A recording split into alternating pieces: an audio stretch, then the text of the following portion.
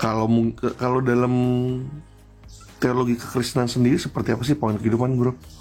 Itu Oke, sih. kita lihat ya pohon kehidupan itu dalam Kejadian 3 ayat 22. Bentar ya.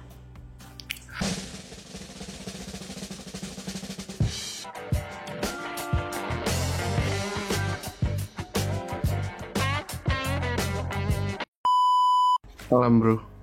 Halo, silakan. Ya, ini sebenarnya saya ada pertanyaan yang cukup menggelitik sih dari dulu, dan ini jarang dibahas oleh banyak pendeta. Jadi dalam konteks waktu kita perjanjian lama di Kejadian itu kan manusia itu jatuh ke dalam dosa karena ada satu pohon yang kita semua tahu pengetahuan baik dan jahat.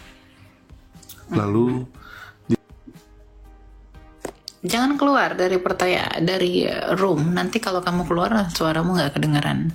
Oke, iya, sorry. Tadi buka Alkitab soalnya. Jadi ada satu pohon lagi yang sebenarnya nggak banyak orang bahas dan orang tahu, yaitu pohon kehidupan, bro. Nah, ini jujur saya sampai sekarang tidak mendapat banyak informasi. Kan kalau di situ dibilang bahwa jangan sampai ia menjadi sekarang mereka sudah menjadi manusia, sudah menjadi sama seperti kita, yaitu bisa membedakan yang baik dan jahat, dan jangan sampai mereka menyentuh pohon kehidupan sehingga mereka bisa hidup selama-lamanya. Itu pertanyaan saya itu, sebenarnya pohon kehidupan ini dalam teologi kekristenan itu seperti apa sih? Apakah sama seperti mitologi Nordik gitu loh? Nordik itu maksudnya bagaimana? Kalau mungkin bro pernah denger Yggdrasil, apakah ada kesamaan atau memang kita belum banyak ngupas Paham lebih Nordik itu tentang pohon kehidupan itu apa? Coba kamu jelasin ke saya. Kalau ya Bersama dari yang sama saya atau- tahu, pohon itu menopang beberapa dunia yang dianggap dalam mitologi Nordik itu menopang beberapa dunia lain di luar dari dunia-dunia yang lain. Kan mereka bilang bumi itu Midgard, lalu dunia para dewa dan yang lainnya seperti itu. Seperti itu sih. Oke, berarti nggak sama. Oke, nggak sama. Kalau dalam teologi kekristenan sendiri seperti apa sih pohon kehidupan, bro? Oke, Itu sih. kita lihat ya pohon kehidupan itu dalam Kejadian 3 ayat 22. Bentar ya.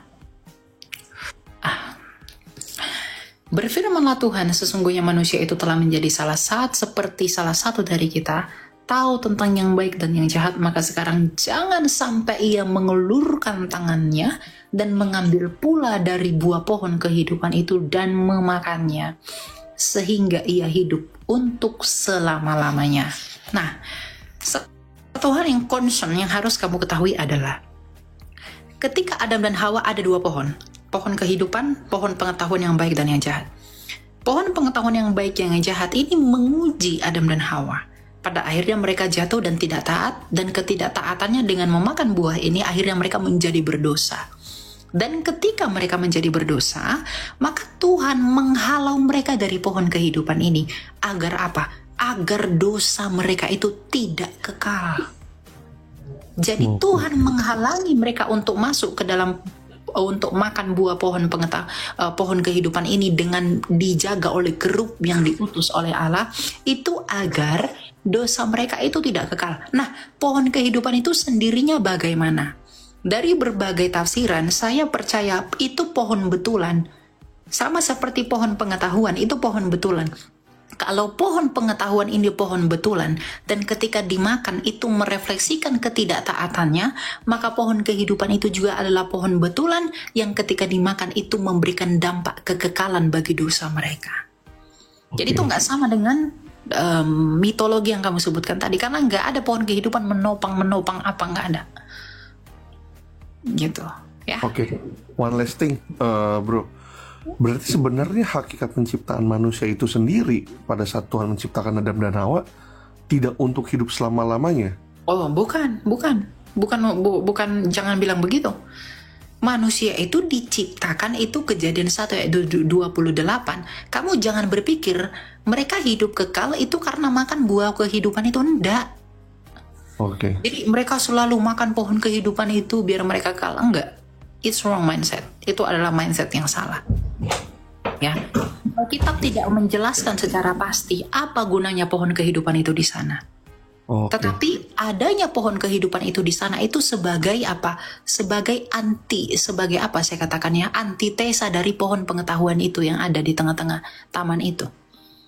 Ya, karena tujuan Allah sejak semula menciptakan manusia itu untuk kekal. Kejadian 1 ayat 28 agar kita itu hidup kudus dan memenuhi seluruh bumi dengan beranak cucu. Apa yang menyebabkan kita mati? Apa yang menyebabkan kita mati, mengalami sakit, penyakit, penderitaan? Ya, Roma 6 ayat 23, upah dosa adalah maut. Jadi kita mengalami maut atau kematian itu karena dosa. Nah, karena Adam dan Hawa telah berdosa oleh karena ketidaktaatannya, maka mereka mengalami kematian. Itu konsekuensi dosa. Jadi nggak ada Tuhan ciptakan mereka itu untuk mengalami hidup yang sampai 70 tahun atau ditakdirkan 70 tahun mati, 80 tahun mati, nggak ada. Karena penyebab kematian adalah dosa. Bukan Tuhan. Makanya ketika mereka menjadi berdosa, Tuhan mengultimatum mereka, Adam dan Hawa. Kamu akan susah payah mencari makananmu. Engkau akan sakit, melahirkan, dan lain-lain. Karena penderitaan itu timbul dari dosa. Tidak ada Tuhan menciptakan manusia di bumi ini sejak semula untuk mengalami penderitaan. Karena tujuan Allah menciptakan manusia sejak semula adalah untuk mengaliri kasih-Nya kepada kita manusia. Makanya kita dicipta menurut gambar dan rupanya, ada interaksi antara Allah dengan manusia. Makanya di Eden yang berinteraksi itu ya Adam dengan Allah. Karena manusia pertama yaitu Adam, itu adalah manusia yang diciptakan menurut gambarnya, yang memang dimampukan menurut kodrat ilahi untuk meresponi kasih yang dialiri oleh Bapa kita. Bukan untuk mati. Kalau diciptakan untuk mati, berarti dia tidak cipta menurut gambarnya dia. Jadi konsekuensi, jadi adanya pohon kehidupan di sana itu tidak manusia hidup, Tuhan menciptakan manusia untuk tidak kekal. Itu tidak menjadi konsekuensi adanya pohon kehidupan di tengah-tengah itu. Jangan balik berpikir, gitu ya. Oke, berarti memang ini ya, secara simpel pohon kehidupan itu kita nggak usah terlalu banyak gubris lah ya. Ya memang enggak, kita nggak tahu bro, apa yang dinyatakan bagi kita, itu yang kita pelajari. Tuhan nggak menyatakan misteri itu. Ada yang menafsirkan itu figuratif, ada yang menafsirkan itu sungguhan. Saya percaya itu sungguhan. Tapi kenapa Tuhan menghalau itu? Agar dosa kita tidak jadi kekal. Karena kalau seandainya manusia nggak jatuh dalam dosa, kita nggak tahu apakah kitab suci akan mengungkapkan kembali apa peran pohon kehidupan itu di tengah-tengah taman itu. Tapi karena manusia jadi berdosa, itu tidak di mention lagi. Karena fokusnya penyelesaian dosa itu, yaitu kurban yang sempurna di dalam Yesus Kristus. Oke. Thank you bro. Oke, ada lagi yang mau kamu tanya? Untuk sementara itu dulu, mungkin kasih giliran ke teman-teman yang lain dulu sih. Oke, kita lanjut ya. Sip. Ya, Silakan Via. Shalom. Halo, shalom Bang Elia. Ya, shalom. Jangan lupa tap layar teman-teman. Thank you. Ya, silakan Via. Aku kali ini mau bertanya tentang berdoa, Bang. Aku kan sebelumnya dari Kristen Protestan.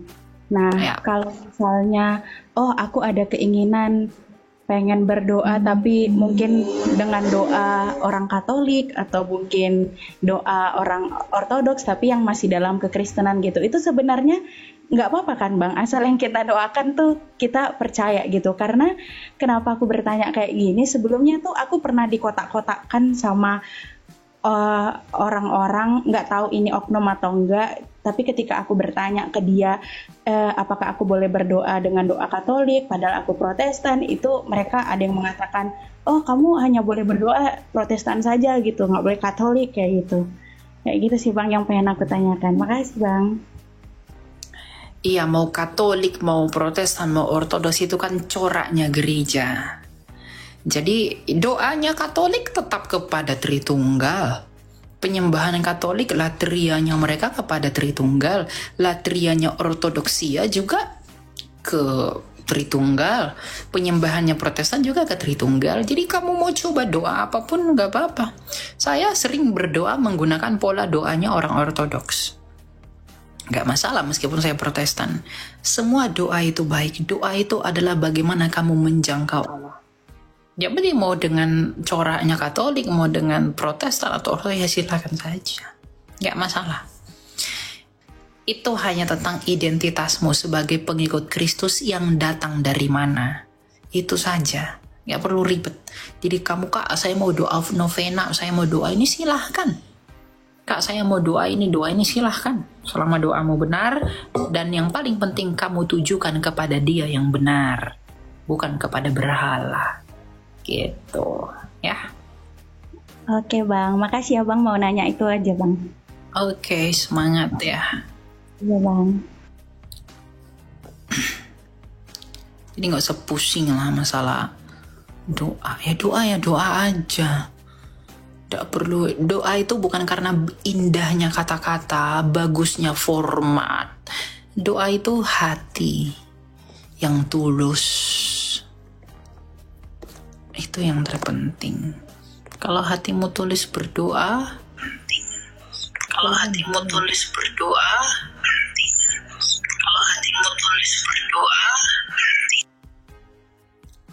saya paling kesel yang begitu. Mohon maaf teman-teman, kelemahan saya itu yang begitu.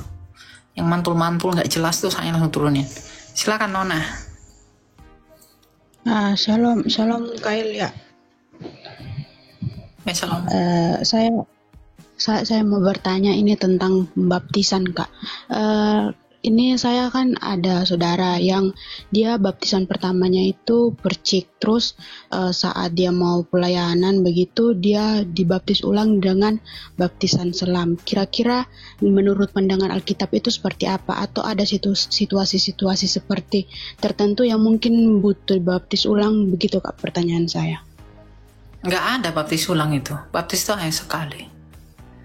Tapi mungkin dia tidak menerima baptisan yang pertama, mungkin karena dia tidak mengerti, atau mungkin dia merasa saya belum dibaptis, itu urusan dia. Dan kalau niat dia mengulangi baptisan karena hal-hal yang sepele, dia menjadi berdosa. Dan dia harus minta ampun sama Tuhan. Gitu. Baik Kak, terima kasih Kak, Tuhan Yesus memberkati. Oke.